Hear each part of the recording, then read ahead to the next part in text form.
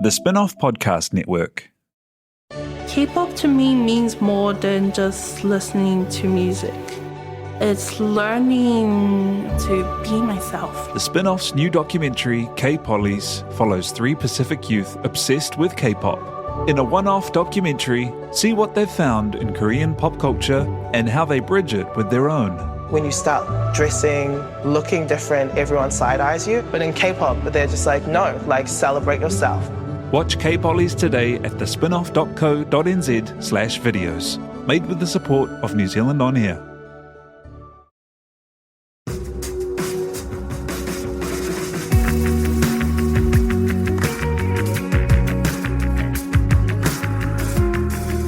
You're listening to Business is Boring, a podcast that reckons it's anything but. Business is Boring is brought to you by SparkLab, offering inspiration and practical advice to help businesses find their edge.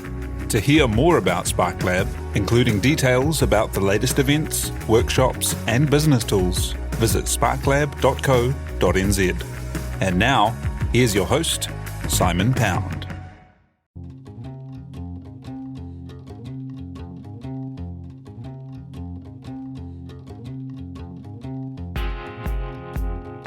You're listening to Business is Boring, a podcast that reckons it's anything but.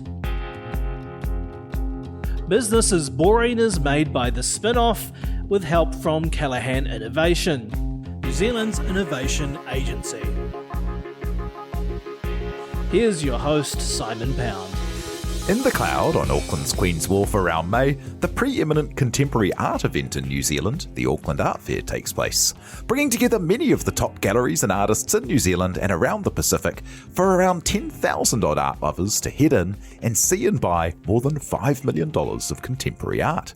It's not just about sales, of course. Reputations are made, and there is a focus on fostering new talent through the sensitively and intelligently curated projects exhibitions that are not necessarily as commercial as the gallery stands. Many great cities have art fairs, and it's a standout on the local calendar that under the leadership of today's guests has grown year on year to go year on year from its biennial beginnings. To talk working at the intersection of art and commerce and what it takes to bring together so many artists and galleries in one place, co-directors Stephanie Post and Hayley White join us now. Hello, Stephanie. Hi, Simon. And hello, Hayley. Hi, Simon. Hi, good day. Hey, so thank you for joining us today. Tell me, how did you come to be involved with the art fair? I guess I had come to live in Auckland from London, where I was working with a lot of high-level patrons for arts institutions in London. And I'd taken a group of collectors from New Zealand back to London to Frieze Art Fair, which is the big art fair there. I think they thought they were just going to Frieze, but actually I took them all over London to see all the things that are happening there. And one of them asked me to do a piece of work for the Auckland Art Fair in terms of how the fair might attract a stronger collector audience to Auckland. And so that was interesting in that it made me think about, okay, how does the fair operate? And you go into sort of straight marketing ideas, business ideas of, if that's the audience you want, what's the product that's going to attract them? And so therefore it's really is, what is the fair? What's its USP? How's it building itself as a product, I guess? And how do you attract that audience? While I was doing that piece of work, the fair changed hands from the charitable organisation that had started the fair back, I think, in 2005, as a biennial event. And I think they'd kind of reached a turning point where it was a fair that was clearly being visited by Aucklanders, but what was it going to be next? That was the real question. It changed hands from the charitable organisation and was bought by a Auckland-based events company, Northport Events. And it was to them that I sort of presented my ideas about what the fair might become, and what the options were. And they kind of went with an idea that I thought, yeah, this is the one that I like too. And so they said, will you stay on and help with the kind of the visitor end of the fair? And I guess at that point, the then director decided that she wanted to pursue other interests. And so Northport Events were left with a brand new fair and no director. And they were incredibly smart, because they can run consumer-facing events, but, admittedly didn't know a whole lot about art, but loved it. And, the owners have always been collectors. And so they said to me, what are we going to do? And I said, well, I don't know how to run an art fair, but I do know about visiting art fairs. And I have been thinking through the vision for what this art fair could be. And they said, well, actually, our daughter's running art fairs in London. So I said, well, why don't you get her back to Auckland? In came Hayley. So, tell us how that was to get that phone call, Hayley.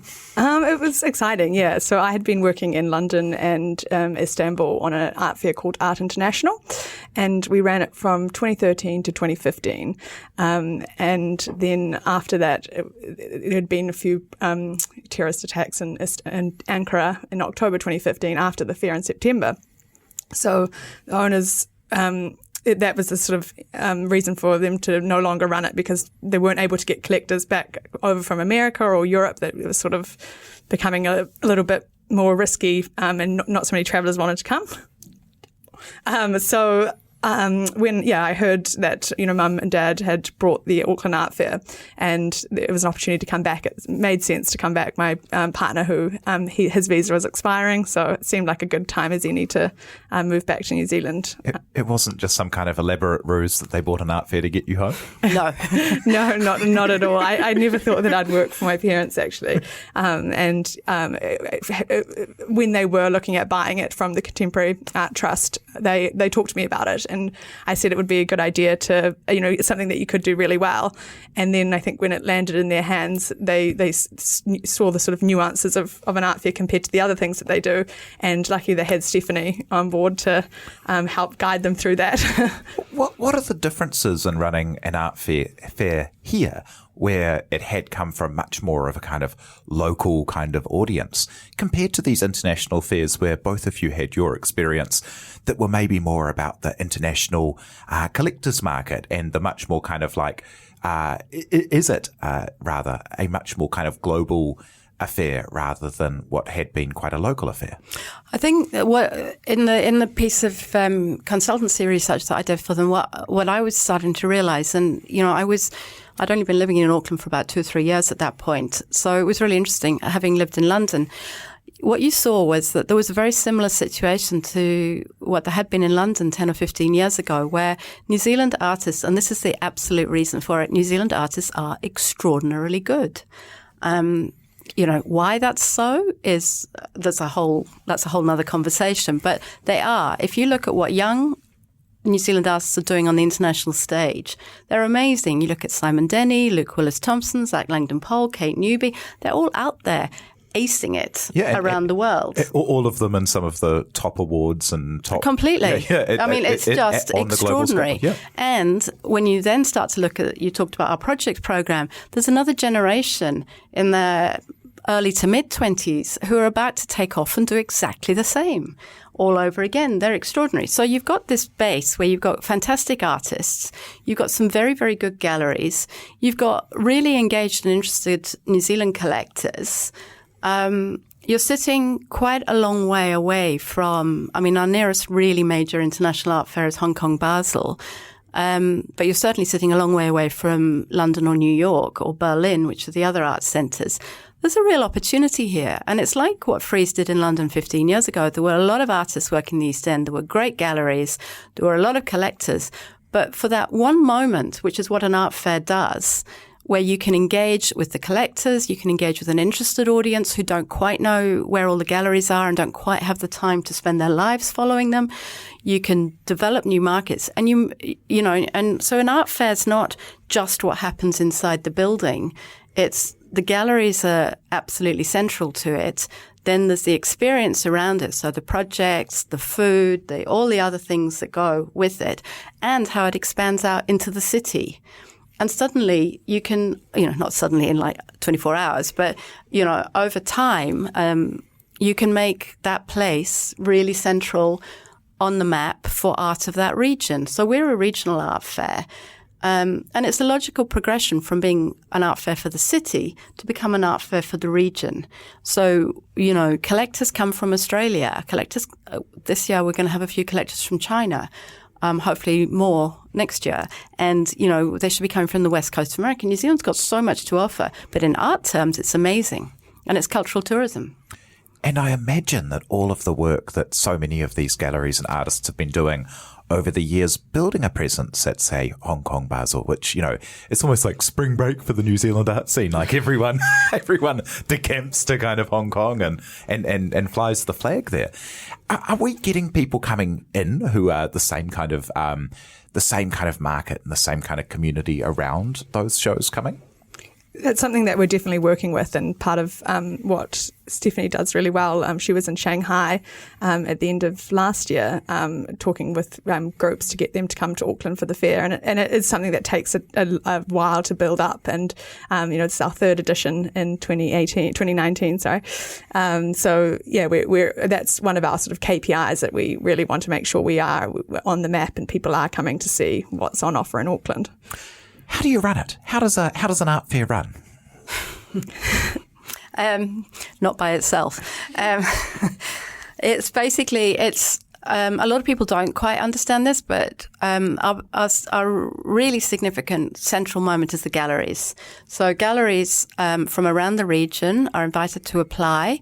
They say which artists they would like to show. Hayley and I do not decide who will be in and who will be out. We have a selection committee who all the applications go in front of. This year it was Justin Payton, who's the New Zealand, he's a New Zealander, but he's the head of international contemporary art at the Art Gallery of New South Wales in Sydney. And Ryan Moore, who again is a New Zealander, but he has worked internationally for Stuart Shave Modern Art for many, many years. And he, I think it's 2 years ago about, opened his own gallery in Sydney, Fine Arts Sydney. And then Michael Lett, who's one of the very good gallerists in New Zealand. And Christina Barton, who's the director of the Adam Art Gallery at Victoria University, Wellington, who's absolutely incredible curator, thinker, and her knowledge of New Zealand art is immense. So those four go through the gallery applications and decide who they would like to see at the fair. And then we put it together. And those galleries, they're the big names, they're kind of the very well-known ones. But also there's really small and interesting and new and emerging galleries in the mix. Like to have kind of PlayStation on the same bill as some of the biggest names is so cool. It's very cool. Very cool. Yeah, so they're upstairs in Piki Mai up here. We have 3 galleries this year: Weasel Gallery from Hamilton, and PlayStation, an artist-run space, and then also Mercy Pictures from Auckland Gallery. Tell me about that Piki Mai and what the idea of that is. It's a thing. It's a thing that, again, it's not uncommon in different forms in the major international fairs. It's to say, a fair is an expensive undertaking for a gallery, and so the newest galleries often can't afford it. So how do you make some space available so that they do get a public airing? And certainly just because of the geography of the cloud, everybody wants, the main galleries all want to be on the main floor. So we've got this beautiful mezzanine area where the galleries don't really want to be particularly, because then you're separating them out, who's upstairs, who's downstairs, who gets, X, Y, or Z. And so it seemed like a really good opportunity to invite some of the new galleries who are doing really exciting things. It's a little bit more, edgy. Edgy? Is that the right word? But, it's really nice because Mercy Pictures, the actual individuals involved actually took part in the 2016 fair as a project as an organisation called Terra International. Terra International? Mm-hmm. And so as a project, they said, well, we'd like to be at the fair. And Francis and the then curators, who were Simon Rees and Jared Rawlins, said, well, you're not a gallery. And they said, well, no, we could do our own gallery. And so we said, okay, you can have some space, but you can't have any walls or lights or anything like that. You can do your own gallery. So they built their own gallery at the fair. And, and they didn't, I don't think they really quite knew what they were getting into, but they had a great time and they sold a lot of work. And at that point, they thought they were all these very cool artist student types who, you know, it was all about the exhibition. And suddenly they found actually you could sell stuff at these things. So for us, it's kind of exciting to see them back as a proper gallery, called Mercy Pictures, and picking my up here this year. That's so cool. And you mentioned in their projects, which is something that you instituted in order to have something maybe that was not so commercial, like these really interesting installations, a lot of different artworks, a lot of site-specific works, things that don't have kind of a price tag hanging on them when so much of the art fair is about the things with a price tag. Tell me about bringing that in and how you worked with curators to make that happen. Again, I mean, the art fair experience is for lots of different people, and I think it's really important that when we look at an art fair the way we do, which is it's a focus for the city, that you're actually representative of why would you want to go to Auckland to see art?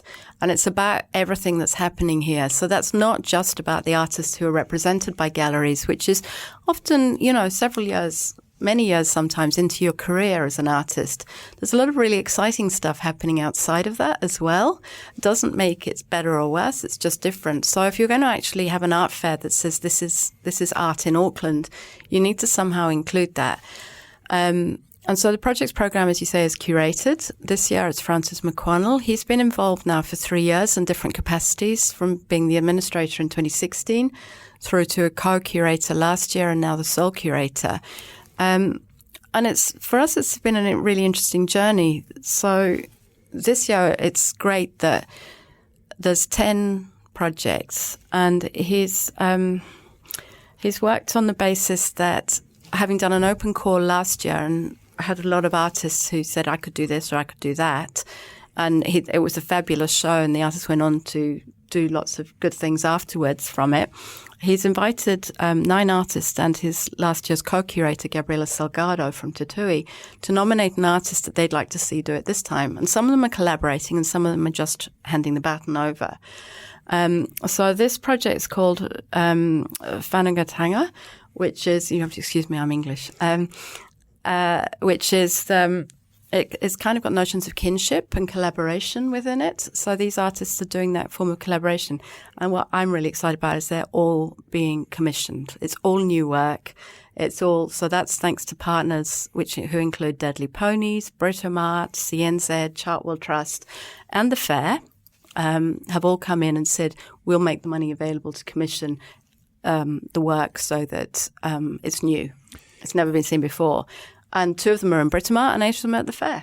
Yeah, because for us it was really important to balance the commercial with the curatorial, and Francis does such a good job of pulling that together, and adds really interesting fabric to the event for us. Yeah, and such passion, and so connected, and cares so much about what he was doing. I was lucky enough to have him walk me through a couple of the works last year, and I love them. I love the sense of fun in a lot of them as well, and also the way that they were site specific and kind of impossible to be bundled up and sold off as well, which is such a lovely contrast in the room. I'm loving the fact that this year in Britomart, 2 of them, one of them will be a performance, so don't miss. It's a sound and performative piece by Sarah Callison and Rachel Ashby, which will be in Britomart. I don't think we've got the exact time, but on Saturday, so watch the website. The details will be there. And the other one, we're hoping, we're still working on, we're hoping will be a projection onto a wall in Britomart, video work by Hikalu Clark, who was one of last year's project artists. He did a commission for Lexus, and Raina Weston, who's another alumni from Westcliff. Was that the Lexus installation? Yeah. Where that was amazing. Cool. It was one of the bravest pieces of sponsorship I've seen, where I imagine the artist part of the thing was they had to incorporate the car. Absolutely. And so they put a great big shroud over it. And another car beside it. Which is one of the bravest ways to incorporate sponsorship, to actually hide it. And I thought that was such cool confidence that the brand actually let the artist totally brilliant. obscure their vehicle. I was like, wow, that's unusually cool. But Lexus is very, very cool like that. I mean, they're about quality, they're about workmanship, they're about the beauty of the object, all of that kind of thing. And they've been our partner for 3 years. It was great. That's so cool. And then tell me about the way that it can help make people's names, because you get 10,000 people that love art, and the vast majority of those are kind of passionate locals, and they get to see all of kind of these vibrant new artists. I remember last year, is it Alan Ebel who, how do you say his name? Alan? It's Sanderson Gallery. Yeah. And his works stood out so much, and every single one of them had a red sticker on it within about 4 minutes. I mean, it is. There's lots of things an art fair does. I keep saying this. And sales are one of them. A lot of the booths last year sold out of works by their artists that they were showing, which is really good. But also it's exposure and to new audiences, curators who come to visit the fair. And that's also really important to help build the artist's career. And and for some of them, it's it's easy for us to see the projects, but the same will happen in the gallery situation. There were sales to public institutions. That's really important for an artist to move from being collected by private individuals to being collected by a museum or a public gallery. Those sort of things are important. But if you just look at the projects, there are so many good stories. Nobody had heard of Christine Bartielli, or nobody except the curators. Not just ours, but curators generally had heard of Christina prior. And she did that massive big wall painting, which she did in 3 days at the front of the fair. She subsequently has had an incredible show at Tatui. Has a show on now at Tim Melville Gallery. As being represented by Tim Melville, has a show there. That work that's the work that I was thinking of as the site-specific, painted on the back of the wall, beautifully done. Stunning. And it was so beautiful, but then so ephemeral as a result. But she's not the only story. Rakura Ture did some of the most beautiful small paintings that were a project at the fair. And Christina Barton saw them. She hadn't seen her work before and asked her to do a massive wall painting for Adam Art Gallery for their exhibition. It was about women and the land. So it was one of their sort of exhibitions around the suffrage anniversary. And so she moved from doing these small paintings to this absolutely incredibly beautiful, huge wall painting with, one of New Zealand's preeminent curators having commissioned it. I mean, that's kind of cool. That's so cool. Tim Wagg's got a residency in Macan. Hikalu Clark's had a residency in London. A number of them have had commercial gallery showings. Scarlett Sibulich, Harry Cooley. The stories are great, and that's what an art fair does. And working here at the, what's sometimes called the intersection of art and commerce. I mean, how was it kind of like working on the financial side of the art world in these things and with these galleries and the like? Is it challenging? I think. It's made possible thanks to our enlightened partners where, we wouldn't be possible to do what we do without the support of ANZ Private, ATED, Lexus and Samsung, it goes on and on and on. All these people, their partnerships. There's not a lot of money to be made in the art world, it's true. And the other thing that Hayley and I are incredibly grateful for is Northport Events' attitude to this, is that the art fair is something which has to be amazing. And to make a really, really good product isn't always cheap. So it's not about short-term profits. We're tasked to go out and do the best art fair we possibly can. And in the long term, that'll put us on the map. But it's not something that'll happen totally overnight, but we're certainly moving in the right direction for that kind of thing. So, and as Hayley said, our partners are incredibly important within that. It's really, really important for us that the galleries sell work. They need to believe that the money that they invest in the art fair is returned to them, hopefully, and more. So there's lots of different sides to it. But yes, it is a commercial event, and yeah, it's a good one. But it is about culture and commerce together. I mean, you can also look at it. Cultural tourism is the fastest growing tourism in the world at the moment. I think in 2016 it's something like almost 10% of the growth that is cultural tourism. So there's opportunity for both to go together.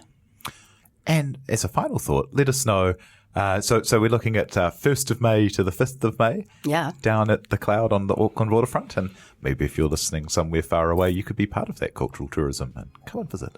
Absolutely. Please do. Hey, so thank you very much for joining us. That's Stephanie Post and Hayley White, the co-directors of the Auckland Art Fair. Thank you for joining us today. Thank you. Simon. Hey, so cool. Thank you very much, Tina Tiller, for producing. And thank you very much for listening.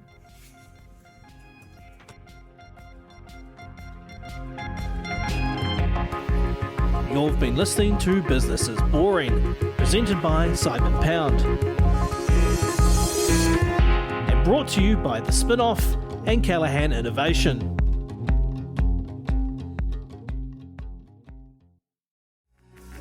From the Spinoff Podcast Network, that was Business is Boring, brought to you by SparkLab. Make sure you're following Business is Boring wherever you get your podcasts. And for more information on SparkLab, visit sparklab.co.nz.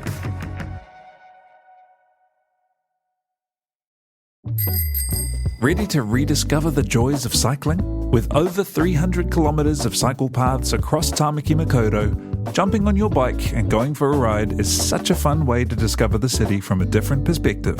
Cycling is getting more and more popular across Auckland, so now's a great time to join the hype and give cycling a go. Head to at.govt/cycling to find your nearest cycleway today.